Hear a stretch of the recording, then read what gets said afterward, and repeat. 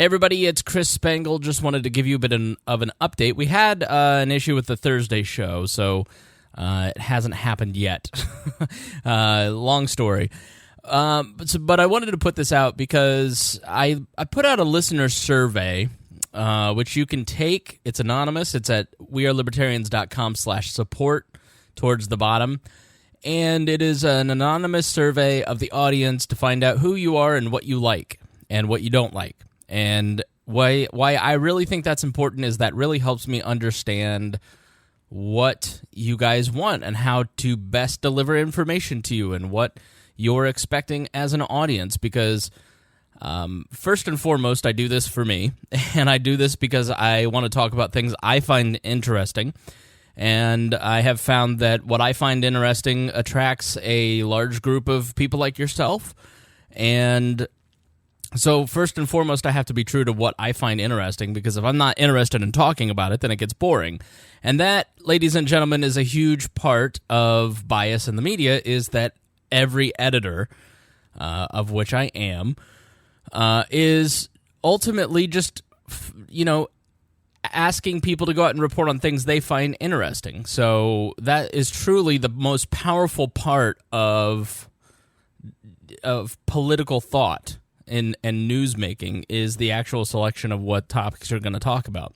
So, but one of the problems is I've got a lot to say, and I'm interested in a lot, and sometimes the shows can go on very long, and we can talk about, when Harry and I sat down last Sunday and talked about last week's shows, it's like there were 10 different things we wanted to talk about, and with the new format, which we're going to trim up a little bit, we didn't get to a lot of what I wanted to talk about. So, and instead of honestly just posting written Facebook statuses or writing on a website, I'd rather just speak into a microphone and do what I'm good at and give you the information of my thoughts on the news of the day in a 15, 20-minute, 25-minute daily chunk. So from here on out, I wouldn't say it's going to be every day, but it's pretty darn close going to be every day. I'm going to try and be as consistent as humanly possible with it. I'm going to take some of the stories and the things that just don't make it into We Are Libertarians in that 90-minute, twice-a-week episode and put it into the Chris Spangle Show. And, like the scheduling issue with Thursday, I don't have to worry about anybody not showing up. It's just me. So that is what the Chris Spangle Show is going to be, 20, 25 minutes, just me going through some of the news of that particular day. My goal is to post at 9 every night, and we're going to keep the We Are Libertarian shows tight, talking about the news of the day and current events, but also a little more libertarian philosophy, and that's not something that, the Chris Spangle Show is going to be pure news of the day and politics. So the reality is that on Election Day 2016, we were reaching 2,500 downloads an episode, and we are now hitting almost 10. So a year out, it's 10,000. A month out, when we publish an episode, we have 2,000 downloads within the first 12 hours. When we're a week out, it's nearly 5,000 downloads. A month out, I'm sorry, but it's 5,000 downloads, and then a year out, it's nearly 10. So we have a tremendous amount of people listening, and I want to make sure that as we go into 2020, I capitalize on the growth that we're going to have from that audience. And one of the things that I learned at Podcast Movement from NPR's presentation was that they would post 2-hour chunks, and they'd get good listenership, and they would see spikes in the content of what people are talking about when. And when they actually started chunking out individual segments, then it was a much greater increase in listenership. And what that really means is the information was presented in a way that people like. So it's not necessarily about getting more downloads. Getting more downloads equals higher satisfaction for the audience, more usability, easier and quicker way to get the information, and to consume the content. So that's part of why I am expanding the amount of work that I'm doing, but changing it so it's a little more manageable for you and a little more manageable for me. One of the things that was a common critique in the dislikes was the length of the shows. But then there was also, I wish you did more. So it's either do longer episodes or do the same amount and not give you what you want. So I'm just trying to take all of these criticisms in, do what I know what works first, because I've obviously built an audience and I know how to do that, and I do that for a career. But at the same time, listen to what I'm doing, and I like to be edited by the people that are consuming what We Are Libertarians does. So that is why the Chris Spangle Show is being put in your feed. I want you to be aware that this exists, and I want you to go check it out and listen to it. We've also got the interview program, The Brian Nichols Show, and we've got The Boss Hog of Liberty, and we've got, well, I'm not going to spoil any surprises, but anyways, just download the Chris Spangle Show. Go to chrisspangleshow.com, and you can download it there. You can search in your favorite podcast app and find it there.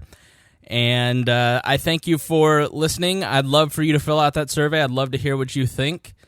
Not much in terms of the show or what we talk about is changing, or how we approach it, or the ensemble cast of characters is changing. None of that's changing.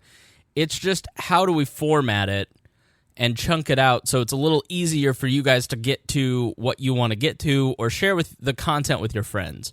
So rest assured, there's nothing major that is changing.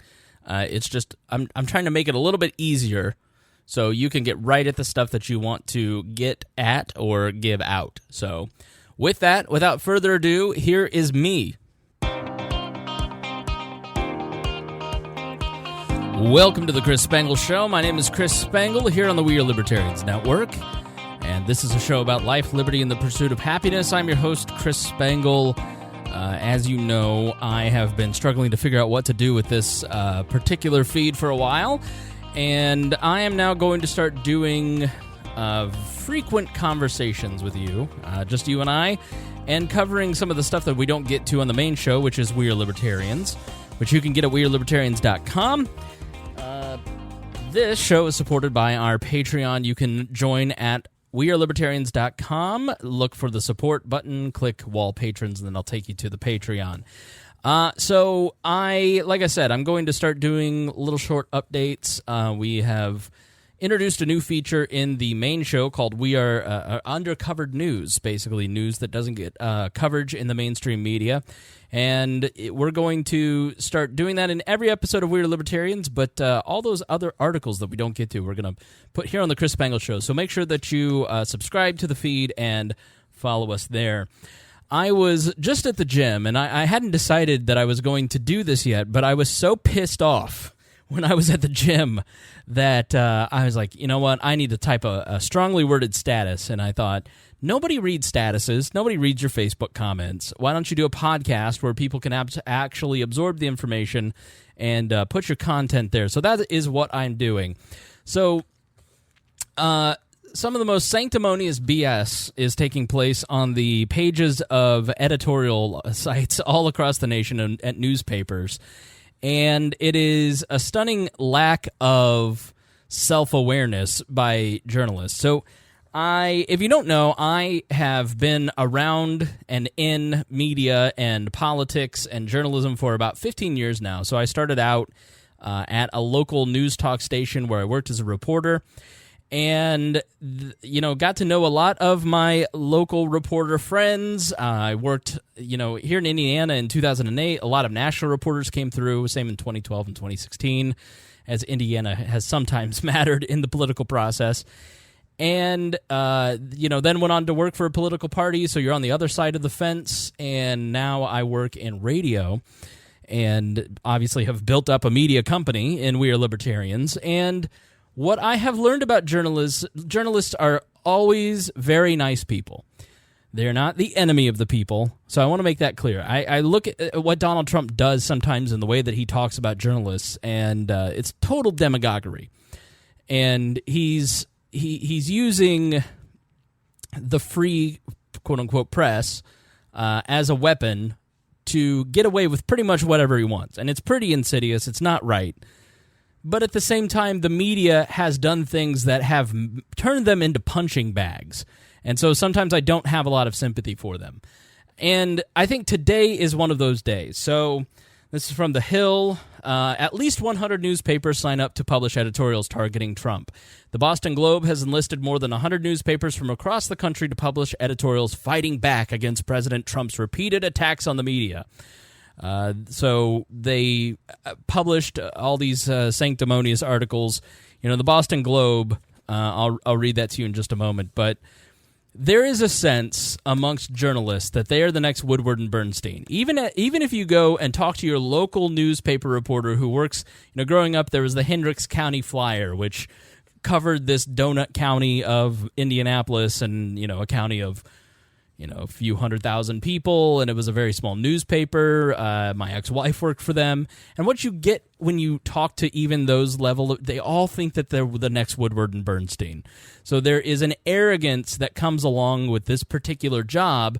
You know, people who have massive student loan debts, who make roughly $30,000 a year if they're lucky, have to find some reason not to be miserable and end up hanging in a closet. And so saving the Republic seems like it's probably a fairly good reason. Now, the press is important, but often they are not doing the actual work that needs to be done that actually saves the Republic. They're repeating just talking points. For instance, you know, your local news, if you watch your local television news, you're having your intelligence insulted. And that's because they only take the police reports that are filed by public information officers at local police departments and then turn that into news. And that's because it would take resources to actually do any other kind of reporting. And that has extended all the way up to the bigger news outlets. And so now there's a phenomenon of turning tweets into news.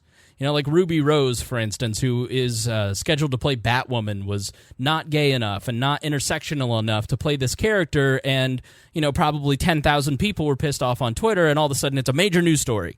It's not a news story at all. It's a tweet, but they have so few resources that they have to find some reason to justify their job, so they start turning to tweets as if it's real news. You know, and Jim Acosta, if Donald Trump is the avatar of American politics and how it actually operates, you know, Acosta is just the avatar of how that guy is lurking in every media member that I've really worked with, political reporters anyways. So they all think they're saving the Republic. They're not saving the Republic. They're reporting about Ruby Rose. Ruby Rose not being gay enough. So the Boston Globe article, and there's some really good points in here. It says the central pillar of President Trump's politics is a sustained assault on the free press. Journalists are not classified as fellow Americans, but rather the enemy of the people. This relentless assault on the free press has dangerous consequences. And I agree with that. I 100% agree with that. When you start eroding the norms that hold a society together, bad things happen. Go read The Storm Before the Storm by Mike Duncan about the end of the Roman Republic, and you see the importance of mos maiorum and cultural and political norms and how important they are at holding things together. But what the Washington crowd, what the John McCains of the world don't understand is that their behavior helped erode some of those, especially things like Iraq. You know, Iraq is the big black eye on the press, and anybody who was against the Iraq war was an enemy of America.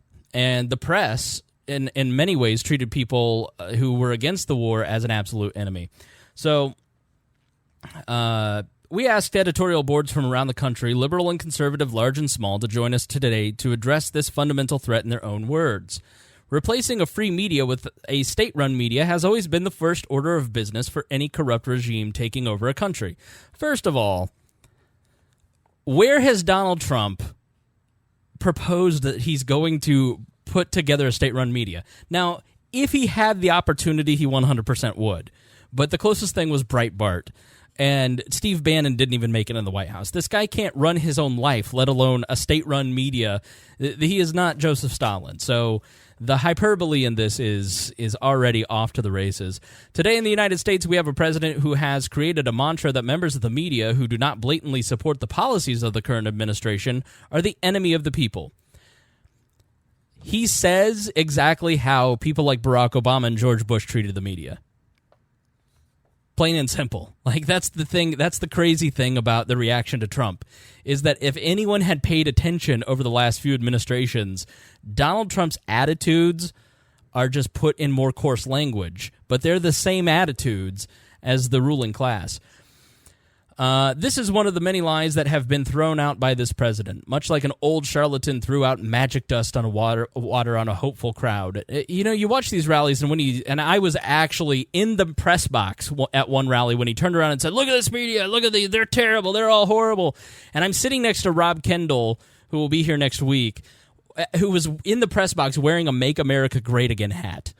And so people turned around to boo the media, and they just had no idea. They went apoplectic. They had no idea how to handle the situation, and the press was just hysterical that Rob was in the press. I thought it was pretty classless of Rob, to be honest. You just, like I wasn't a delegate to the National Libertarian Convention. I am a libertarian, but I didn't think that if you're covering it, you should have skin in the game. And so journalists object to having this new media that they have to compete with. The opinion journalists like Rob, who has a very definite pro-Trump stance, they hate having to deal with that person because they're not above it all. But when he does that, people turn around and they start booing you with smiles on their faces. It's like it's a game. And I know the slippery slope argument.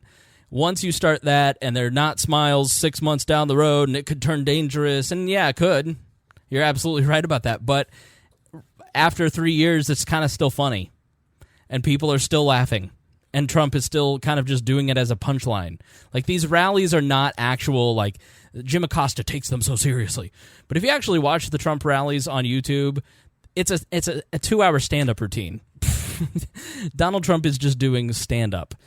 For more than 2 centuries, this foundational American principle has protected journalists at home and served as a model for free nations abroad.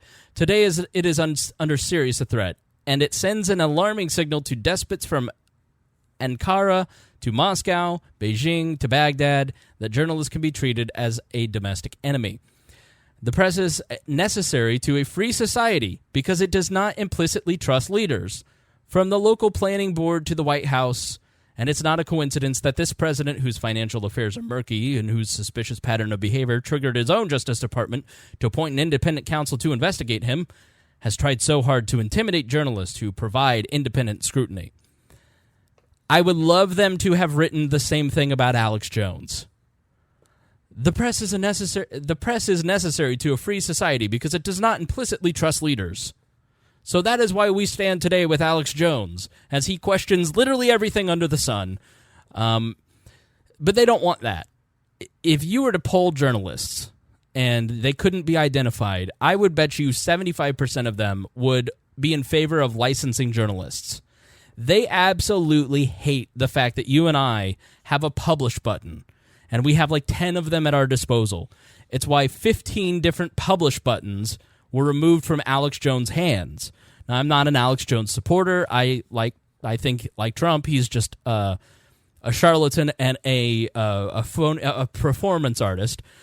But he is exercising freedom of speech. He's exercising political speech, and he has every right to do so. And the way that you fight that speech is with better speech and explaining why he is wrong. You do a YouTube video about how Alex Jones is wrong and debunk him.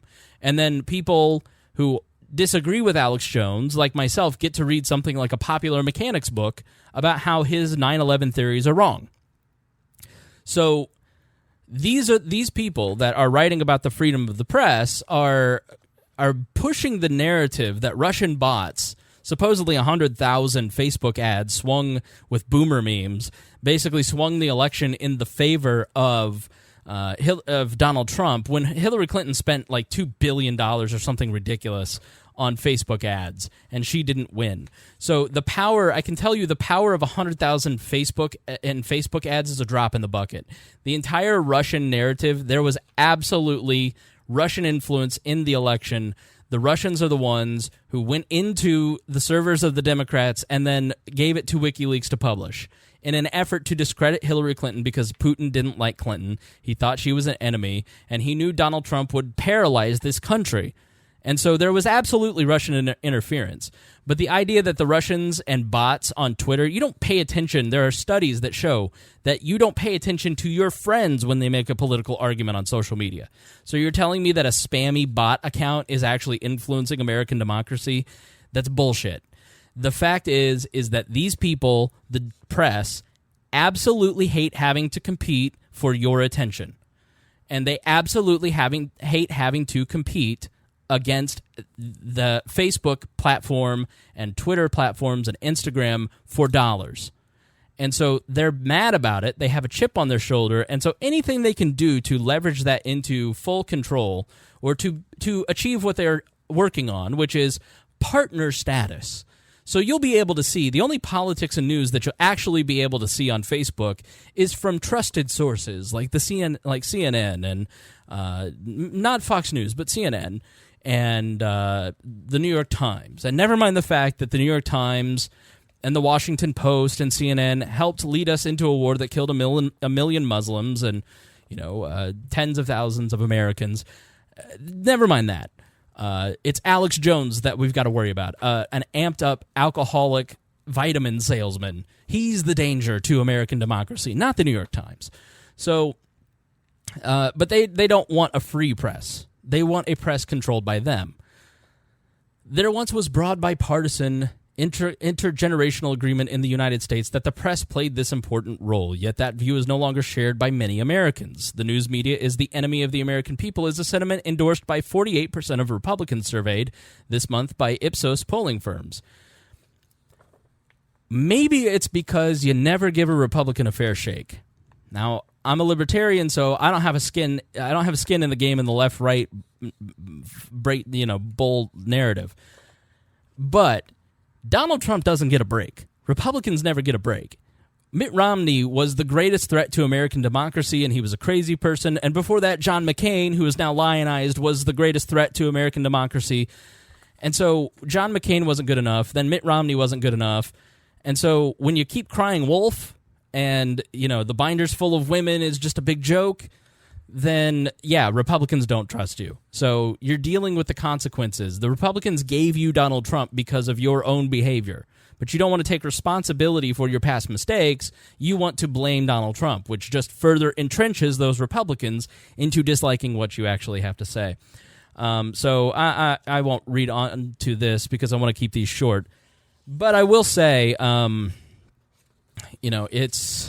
it's an entertaining read, and they quote all kinds of founding fathers and the Constitution in 1984, and it's just sort of, we're heading into authoritarianism. We're not heading into authoritarianism. It's just hysterical behavior from people who don't understand government, and I include a lot of journalists in that. There are a lot of journalists, they understand current events.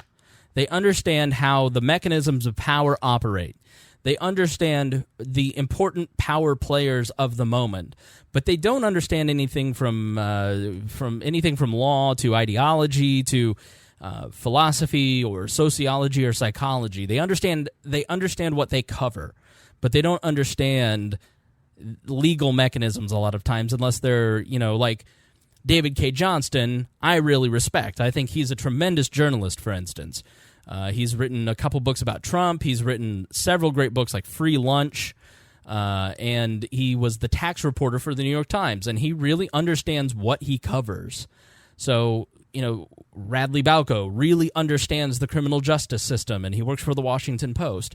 So there are journalists who understand what they cover, but your average political reporter who works for The Hill or Politico, they don't quite understand the law, right? Especially TV reporters. TV reporters, if you're watching television news, you're having your intelligence insulted. So we are not slipping into a tyrannical government. The American system is incredibly durable. And even when Donald Trump gets a ruling for like something like the Muslim ban, the first couple Muslim bans got blocked, the administration, the power that he may be at the top, but he's fairly still kind of isolated from how things actually operate. So when something like the Muslim ban, for instance, it doesn't go his way, the administration still carries out what the law and the judge says they're supposed to do. So those little things kind of show you that we're not slipping into tyranny. This is not slipping into 1984.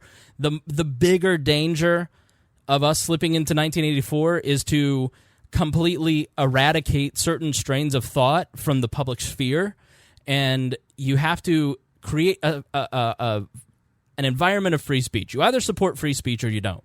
I thought Jimmy Dore on his podcast made a really good point. He's like, I'm against the death penalty because I think killing people is wrong, and people say to me, well, what if they killed and raped your kid? Wouldn't you want him to die? Of course I'd want him to die, but I also want the barista that gets my order wrong to die. But it's not up to me to sentence other people to death. And you have to be the same way about free speech. You have to be an absolutist on free speech, because once that starts to erode, then a lot of other things start to erode. Things like gun rights start to erode. Things like the Fourth Amendment start to erode. And so we have to have our values in place, because if we accept these major companies censoring people, then it creates an environment that allows government censorship. For instance, Alex Jones had his flagship station. The FCC pulled his license on that radio station today. You know, that is a government action taking away somebody's ability to speak freely. And there's already legislation by Mark Warner moving through the Senate trying to regulate these companies to protect us from Russians. And so you have to be really diligent, and it really matters how you respond to these private companies, because the public censors are watching, and they will use that environment to censor people. People want to control other people, and if you don't want to be controlled, you have to fight anybody who wants to control you. You have to speak up against anyone that will control you, be it private company or public official. And I would also add, the hypocrisy of this is that, you know, there hasn't been a journalist jailed under Donald Trump yet. But, you know, not excusing his language, but there hasn't been a journalist jailed. That wasn't the case for James Risen. That wasn't the case for several different journalists under Barack Obama. And you didn't see these newspapers sounding the alarm with near the level of panic that they do on a daily basis about Barack Obama, who actually spied on Cheryl Atkinson's computer, a CBS reporter, or James Risen, who now works for The Intercept, does amazing work. He's an amazing journalist, and he was actually jailed or threatened with jail. He's one of the journalists that Eric Holder ordered to have investigated, and he was, basically threatened with prosecution if he didn't give over his sources. So major First Amendment violations there, much more down the rabbit hole than what we're seeing with Donald Trump, but there wasn't this same level of outrage when Barack Obama did it. So it is important to point out the hypocrisy of this. So hopefully they will adjust their attitude a little bit, because what this is fear-mongering. This article is fear-mongering, and I think why it irritates me so much is that it is making people who don't really pay attention, like I pay attention, fearful. And I absolutely hate when people use fear to try and manipulate people into doing something.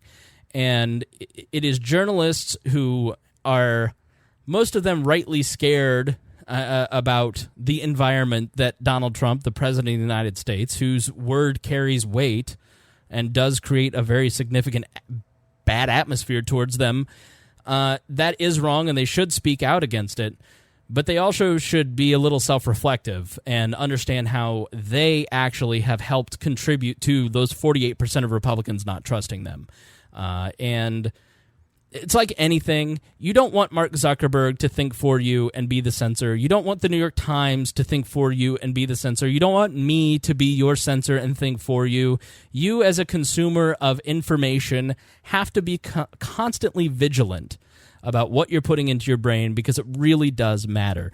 So with that, I thank you for joining me here on this episode of the Chris Spangle Show as we talk about the free press and its importance. And just remember that there's more than just the New York Times and CNN out there in terms of journalism. We Are Libertarians is an independent opinion journalism outfit, and we need your support. So please share this episode, share the podcast, listen, tell your friends about it. That's how we grow. And I thank you for listening, and we will talk to you very soon. Hope you have a great day.